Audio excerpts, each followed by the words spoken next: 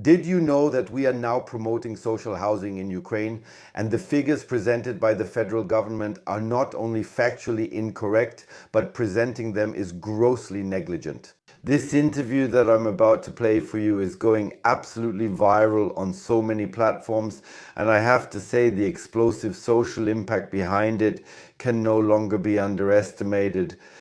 Those are social housing units in Ukraine. While they are missing here and are actually even being reduced, the numbers will shock everyone out there. If you like supporting this channel, I would really appreciate a like and a subscription. Roll the clip. In it, under point 2.3, the federal government commits to building affordable social housing and establishing municipal housing companies in Ukraine with German funding. While here in Germany there are fewer and fewer, no more. Last year they completed 27,000 apartments. However, the number of subsidized ones is decreasing here year by year. I just wanted to mention it because that's not entirely clear from the interview, but I'll also read out the exact numbers, data, and facts for you in a moment. At the same time, according to the Social Housing Monitor 2026, around 1.4 million affordable apartments are missing in Germany. By the way, if you want to fill the open positions that exist here in Germany, there is actually a shortage of 1.8 million affordable apartments. That should be mentioned because the other number is actually just a prettified figure so that everyone in Germany could basically find accommodation without considering the strategic background of where someone, for example, would need to work. That means every skilled worker might have to be reassigned. I just wanted to mention that again, because it's actually not factually correct, but purely from a mathematical perspective, we would need 2 million apartments just to accommodate the people, which, by the way, worked quite well, for example, in 2006. Back then, this system was really balanced for the last time, and the unemployment rate was just as high as it is now. I would be interested to know how the federal government explains to the people in Germany that it is financing social housing in Ukraine, even though it can't get the housing shortage under control in its own country. So here in Germany, only 61,887 apartments are actually being effectively subsidized. And at the same time, it should also be mentioned, almost 27,000 apartments were completed last year, while social housing in general is actually being reduced. Many are no longer eligible for subsidies on the one hand, or buildings are simply being demolished. And as a result, more and more housing is being lost. People should be aware of that. That means the new buildings people talk about, these 100,000 new buildings that are supposed to be completed every year, would basically move the numbers up. But right now we actually have a downward trend. That means there are fewer and fewer social housing units in Germany, since only 27,000 can be completed. But I do want to respond to the contradiction you're trying to point out here, because of course we are making massive investments in housing construction here in Germany. Well, then let's take a closer look at the word massive. The planned aid for Ukraine this year amounts to 11.5 billion euros.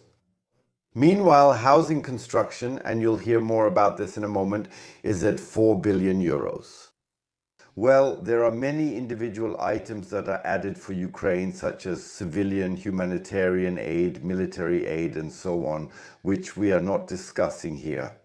But that also means, in the end, when we draw the bottom line, almost as much is being invested in Ukraine, if you subtract the military goods, as is being invested here in German housing construction. And even if we use simple numbers, we really have to say that just for social welfare recipients, at least 1.4 million apartments are missing. For that, you would theoretically have to spend a bit more than 4 billion euros. Then I can do that. You have noticed that we have steadily increasing funds in social housing support. This year alone, we have 4 billion euros from the federal government. These are always co-financed by the states, so usually twice the amount is available. She will explain that to you in a moment, but theoretically we would need 15 billion to complete these apartments. Of course, if the states also add the same amount on top and are not heavily in debt and don't rely on the interstate fiscal equalization system. It's a bit tricky, so we'll just say a round number. She will explain that to you in a moment as well. We need at least 30 billion euros every year just to even come close, and I really mean just close, to reaching the range of 100,000 euros, and they know that very well too. We will also continue to increase the funds in the coming years, up to 0.5 billion by 2029. That will already be the case in 2028. That makes about 66,666 apartments on average. And I really included every single federal state in my calculation. And what about the remaining 1.5 million until then? Oh, so they're building fewer apartments than the number of people we take in each year. And that doesn't even include the birth rates yet. That means, in fact, more people are coming here than we can actually finish building social housing for. So that these people can get out of the containers. I don't know if anyone in the federal government has ever actually calculated that. It doesn't work. Let me explain again. They have gradually increased in recent years. Last year, we supported over 62,000 housing units.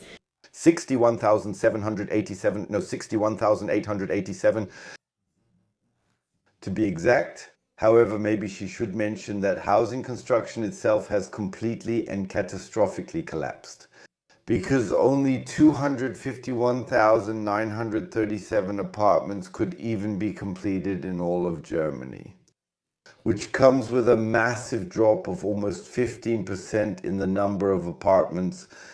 What could be the reason for that? Maybe it's because building is no longer profitable. Maybe private investors can no longer bring themselves to actually complete apartments. And now here's another fact on the side. For example, in 2020, yes, the big terrible year. Back then, 306,000 apartments were completed.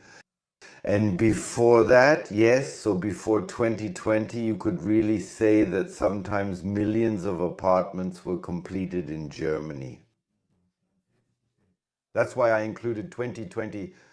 2020 was the biggest crisis of our time. And thanks to the lockdown, we couldn't complete any apartments during that time.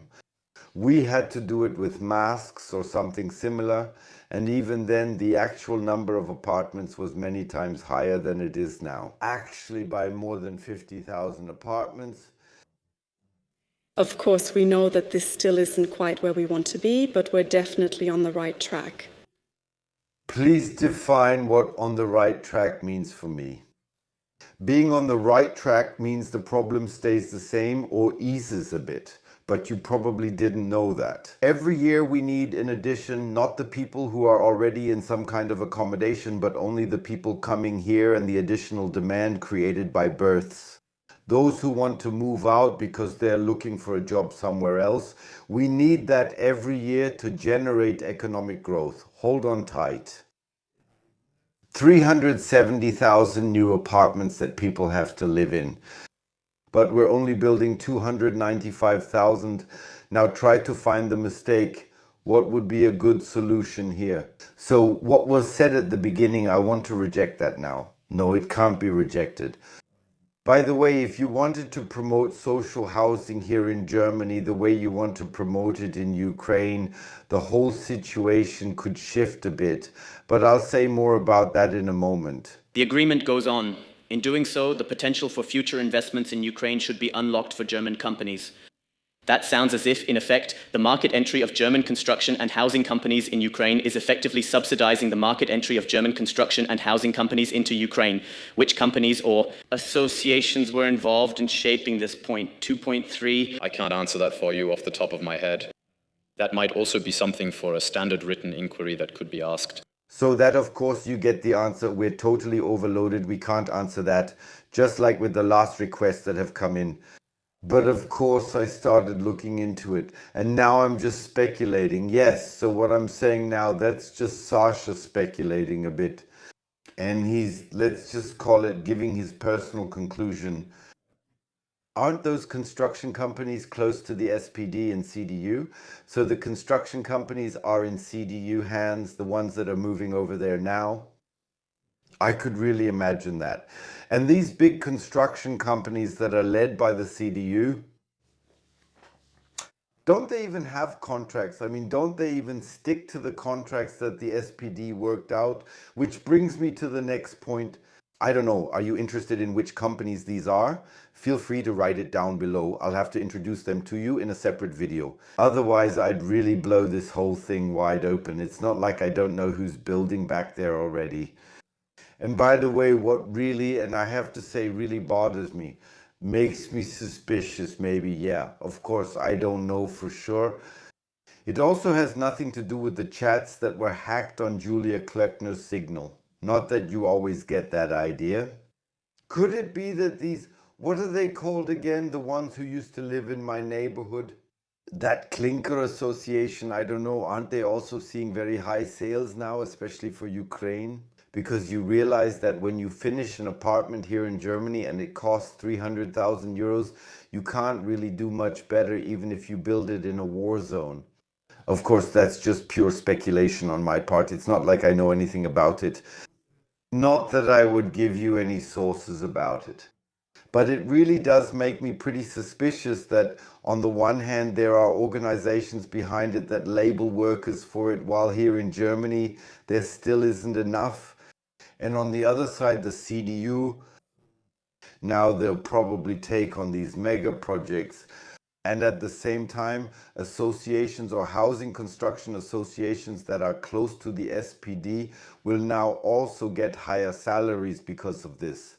Many questions that this raises. If you're interested in that and want to learn more about it, because that's exactly my area of expertise, write it down below. Residential construction is the dirtiest business you can get into in Germany. Why? Because you're playing with other people's homelessness. And in my opinion, that's pretty much the worst thing you can actually do here in Germany.